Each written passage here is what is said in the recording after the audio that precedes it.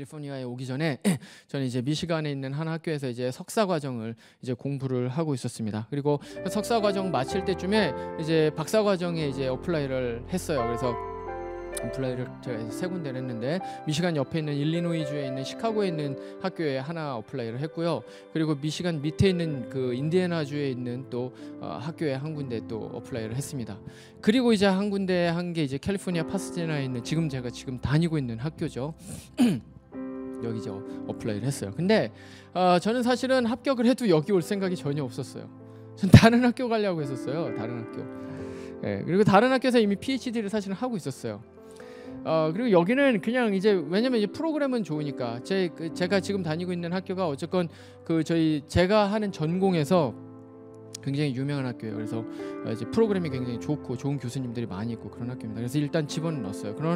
그러나 이제 합격을 해도 올 생각은 없었어요. 왜냐하면 일단 너무 멀어요. 저는 멀리 다니는 걸 좋아하지 않아요. 그리고 사실 이제 더 이제 중요한 거는 여기에 계시다가 미시간으로 오신 분이 계셨는데 그 목사님이 하시는 말이 너무 살기가 비싸다는 거예요. 너무 비싼 뭐 여러분들 다 아실 거예요.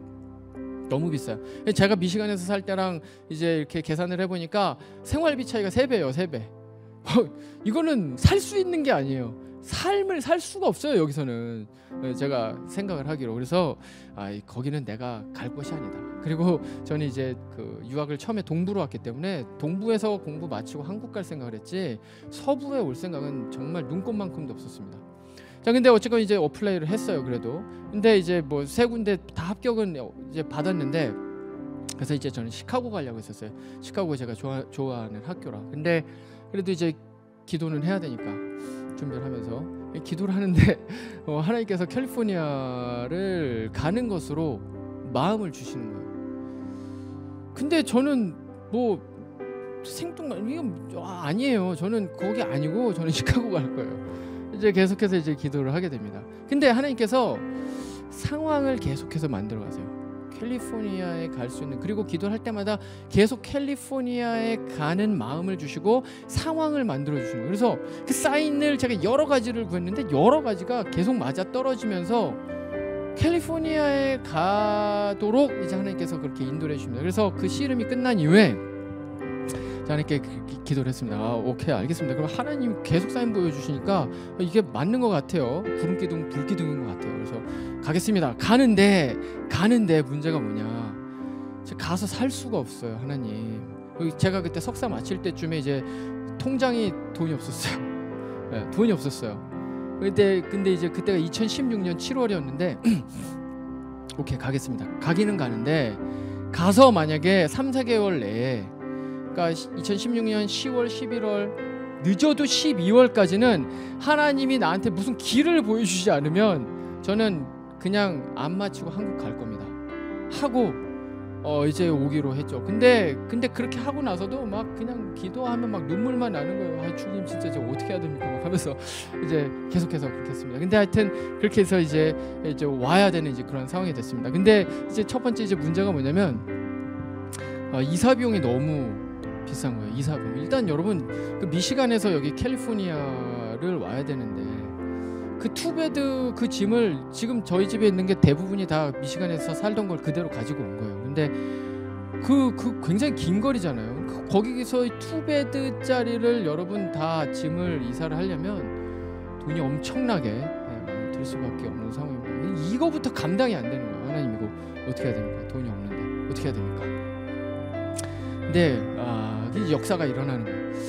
그 이제 지금도 잊을 수 없는 그 이제 하루가 있었어요. 그 이제 제가 그때 이제 미국 교회를 다니고 있었는데 제가 다니는 교회에 이제 한 목사님이 계셨어요. 그 사역하시는 목사님이신데 그분이 저를 맥도날드로 어느 날 불렀습니다. 잊을 수가 없어요. 그 맥도날드에 앉아가지고 둘이 앉아가지고 그분이 이제 저한테 얘기를 합니다. 우리 교인 중에, 교회가 좀 큰 교회였어요. 미국 교회인데 우리 교인 중에 당신한테 헌금을 하겠다는 사람이 있다는 거예요. 모르는 사람이에요. 전혀 만난 적도 없고 이름도 몰라요. 얼굴도 몰라. 그 사람도 나를 모르고 나도 그 사람을 몰라요. 근데 이 목사님을 통해서 나한테 헌금을 하겠다는 거예요. 나한테 헌금을. 그러면서 수표를 주는데 3,000불을 준 거예요. 이름도 모르고 얼굴도 모르고 만난 적도 없는 사람을 3,000불 수표를 끊어서 준 거예요. 그냥 아마 의사였던 거예요. 의사라는 얘기만 제가 들었던 거예요. 어떤 뭐 의사.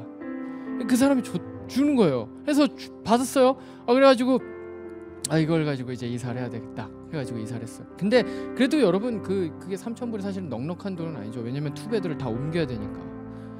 넉넉한 돈이 아니었습니다. 근데 이게 하여튼 우여곡절을 겪어가지고 그거를 다 이제 감당을 하고 저랑 제 아내랑 제 아이들이랑 우리 차를 타고 전에 있었던 제 세도나 그 차가 어떻게 거기서 여기까지 왔는지 모르겠는데 지금 생각해보면 그 차를 타고 3박 4일을 중부를 꿰뚫고 여러분 제가 이렇게 그 히스토릭 66번 국도를 제가 처음부터 끝까지 달려본 사람이 아니겠습니까? 거기 그거를 타고 여기 끝까지 제가 왔습니다. 근데 그때 든 돈이 3,000불이에요. 3,000불. 여러분 이게 여러분 우연입니까? 여러분 이게 우연이에요, 여러분? 이건 우연입니까? 그래요. 그거 우연일 수 있죠. 근데 여러분 이와 같은 일들이 한두 가지가 아니라니까요. 한두 가지가 아니에요. 여러분 더 큰 놀라운 일은 여러분 뭡니까? 제가 그때 2016년 7월에 와가지고 3-4개월 얘기했잖아요. 3-4개월 있다가 이제 쌀 끊어지면 저는 한국 갑니다. 지금 여러분 5년째 살고 있어요. 저는 이런 일을 살면서 많이 겪었어요. 많이 겪었는데 여러분 중요한 건 뭐냐? 제가 이 말씀을 드리고 핵심은 이거예요. 이 말씀을 드리고 싶은 거예요. 여러분 하나님이 인도하시는 길로 가면 길이 안 보이는 것 같은데 길이 없어 보여요. 근데 하나님이 인도하시는 거기를 가면 길이 있네. 이렇게 갈 수가 있네. 여러분 이런 일들이 일어나는 게 여러분 신앙자의 삶이라는 거예요. 신앙자의 삶이라는 거예요. 하나님은 우리가 신뢰해도 될 만한 분이에요.